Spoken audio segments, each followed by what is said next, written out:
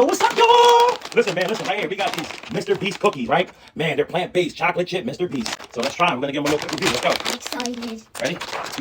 Chocolate sugar rush right here. She's a chocolate thing. Ready? Yeah, you go first. Like right now, you go. Man, let's go. Yeah. It's so big. Yeah. These are plant-based, gluten-free. Let's go. Cheers. What do you think? I know, like, You know what? 3. 3 out of 5? I agree. 3 out of 5. These ain't bad. You know me for being plant-based, not bad. Mr. Beast, you get your thing. You know, gluten-free.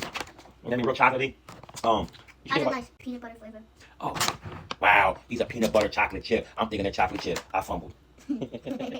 Peanut butter. Yeah, it got a real strong peanut butter taste. Yeah, they're all right. 3 out of 5. Real 5. You know what I'm saying? Stay alive. 3 out of 5, stay alive. That's right.